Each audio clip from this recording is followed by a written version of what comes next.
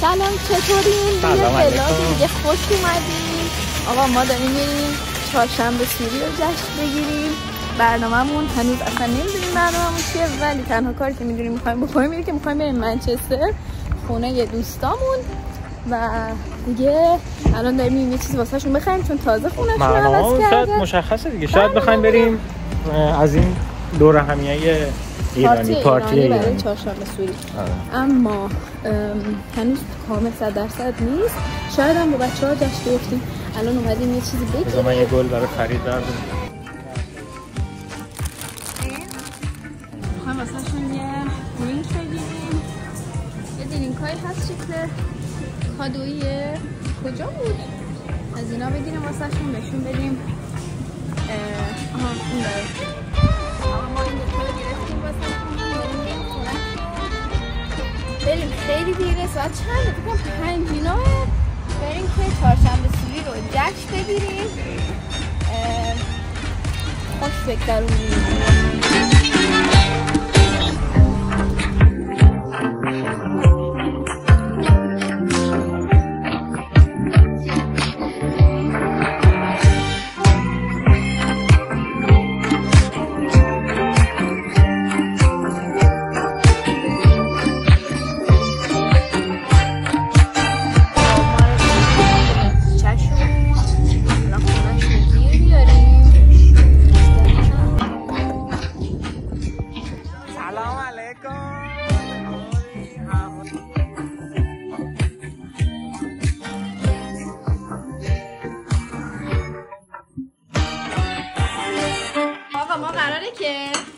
از این که بریم برقصیم پارتی چهارشنبه سوری پیتزا بزنیم بعدش بریم.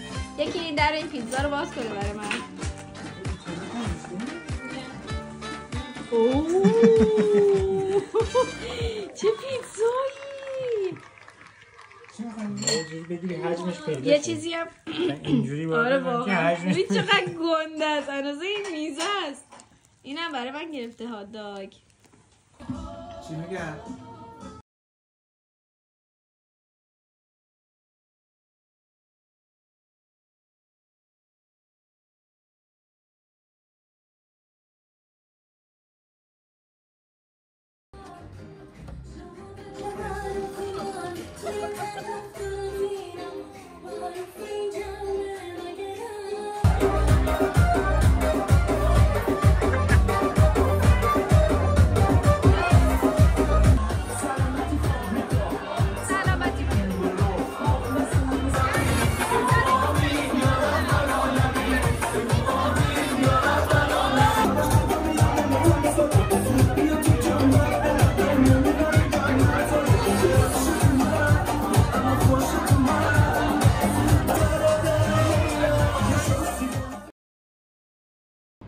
ما اومدیم بیرون، یه خیلی داخل گرم بود.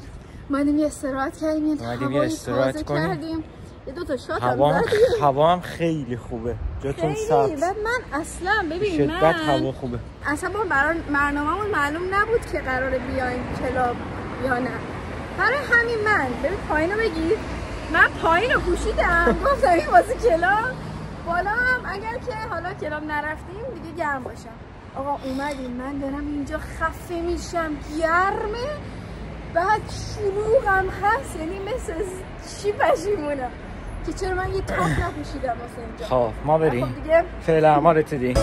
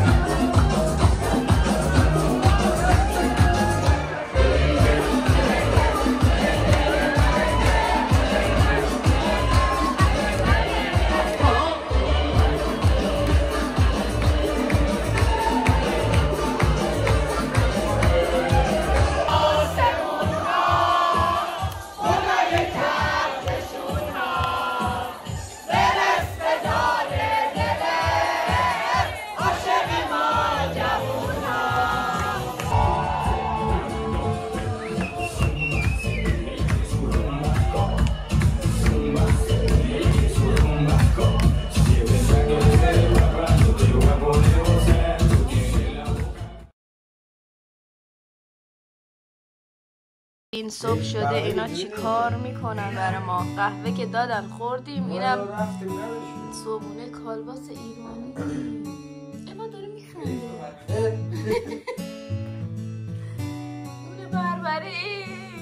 بربری. سلام علیکم. از فردای چهارشنبه سونیم. آره. چیز شده، یه سفر شده. همین ما اومدیم یه چهارشنبه سونی بریم. اینجا دیگه زیادی طولانی شد. الان اومدیم تو منچستر، یه چند تا فروشگاه ایرانیه ببینیم، بریم غذا بخوریم و بریم خونمون. پس بریم.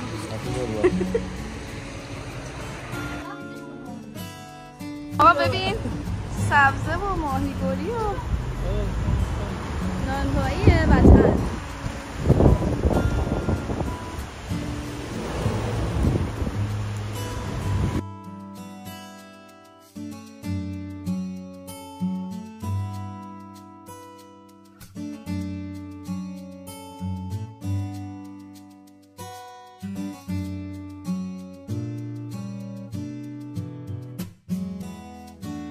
ما خریدمون کردیم اومدیم الان رستوران ایرانی قهوه.